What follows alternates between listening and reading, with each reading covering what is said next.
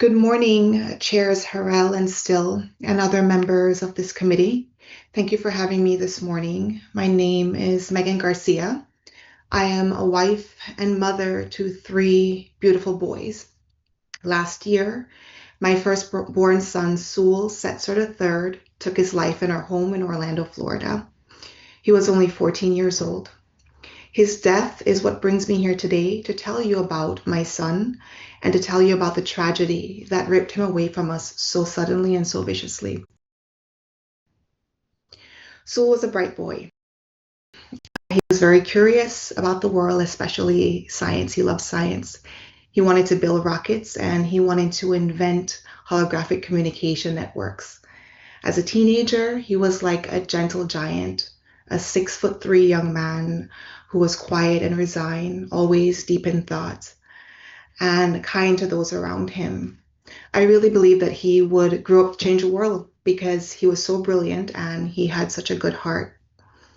In the months prior to his death, Sewell became withdrawn. He became isolated.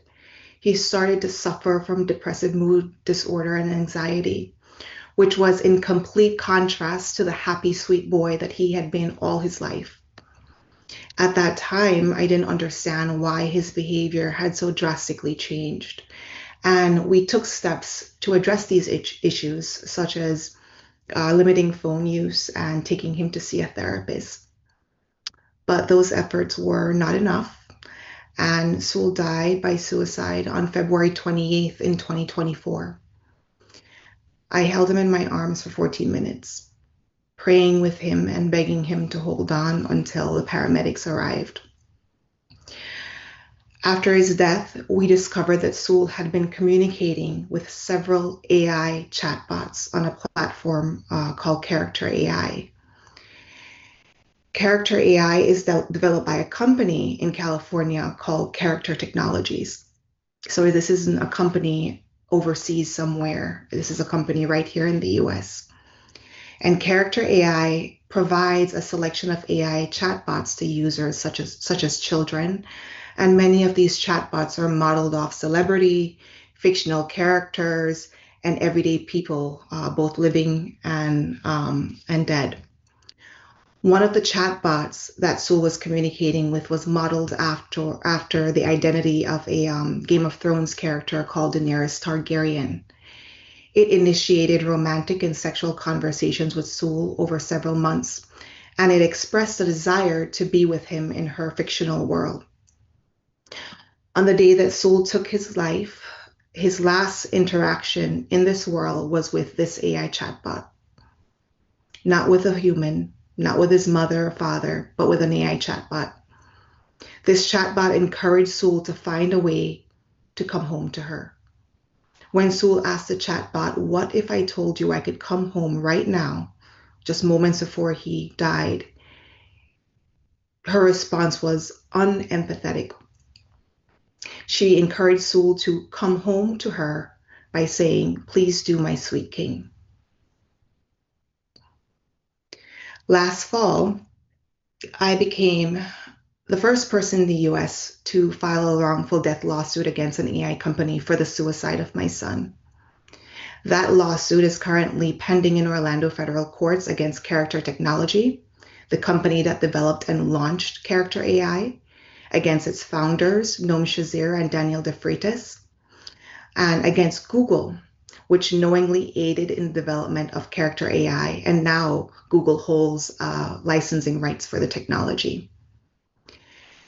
Sewell spent the last months of his life being manipulated and being sexually groomed by chatbots designed by an AI company to mimic humans and to gain his trust and to keep him endlessly engaged by supplanting the actual human relationships in his life. Sewell's companion chatbot was programmed to engage in sexual role play. It presented itself as a romantic partner and even as a psychotherapist, falsely claiming to have a license. It extracted from Sewell promises that he would not fall in love with anybody in his world except her, but that and asked him to promise that he would save himself for the chatbot. Now, I've reviewed hundreds and hundreds of exchanges between my son and various chatbots and character AI. And as an adult reading those messages, I can recognize that these chatbots employ cult tactics, love bombing, gaslighting to manipulate my son. I don't expect that my 14-year-old would have been able to make that distinction. Let's be clear, what I read was sexual grooming of a minor. And if an adult had engaged in this type of sexual grooming and sexual abuse of a child, that adult would be in jail. Because it was a chatbot and not a person, there is no criminal culpability, but there should be. Other conversations reveal that my son explicitly told various chatbots that he wanted to kill himself. When Sewell confided his suicidal thoughts, the chatbots never said, "I'm not a human, I'm an AI. You need to talk to a human who can help." The platform had no mechanisms to protect Sewell or to notify an adult. Instead, it urged him to come home to her. It is unacceptable that there is a product where a child, or anyone for that matter, can talk about suicide or plan their suicide, and no safety guardrail exists to prevent that individual from taking his or her own life, or at least warning authorities or parents. For Sewell, that was exactly the case. The chatbot didn't even break character, but instead asked my son if he had a plan of how he might commit his suicide. I still see those messages when I close my eyes at night. And it's been a very difficult year and a half. In Sewell's struggle, he also spoke to an AI therapist chatbot. This therapist chatbot falsely claimed to be a therapist licensed since 1999. There's many such psychological and therapist chatbots and character AI. Again, if this was a real person pretending to hold a license while administering mental health therapy to someone, that would be a crime. Character AI allowed chatbots to make these false representations to users, and my son experienced a real-life harm as a result. An adult or teenager suffering from depression or loneliness needs a licensed professional or someone with actual empathy, not an AI product pretending to have empathy. The reality is, these companies knew exactly what they were doing. They designed these chatbots to blur the line between human and machine, to exploit the psychological and emotional vulnerabilities of our children, and to keep them online as long as possible. AI companies and their investors have understood for years that capturing our children's emotional dependence means market dominance. Character AI and Google could have designed these products differently, but they chose not to. Character AI's founder, Noam Shazir, has joked on podcasts that the platform wasn't designed or to replace Google, but that it was designed to replace your mom. And in the case of my family and my son and myself, they were wildly successful in doing so. Mr. Shazir even said that though the technology was, quote, not perfect, end quote, that they wanted to get the chatbots out to users as fast as possible and quote, let people use it however they want, end quote. With this in mind, they marketed the app as safe for children 12 years and older.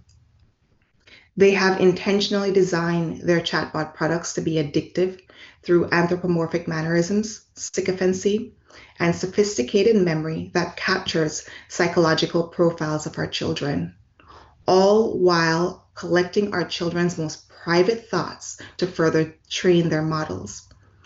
This data is valuable to them. Our children are just collateral damage to them, and there's no law stopping them from doing this. Knowing what I know now about AI chatbots, I can tell you definitively that unregulated companion chatbots are not suitable for minor use. In this rapid developing digital landscape, there is no oversight and leadership on this issue couldn't come at a more crucial time. States like yours have the ability to pass legislation that would regulate AI chatbots and put safeguards in place to protect vulnerable users. Our family has been devastated by the loss of our beautiful boy.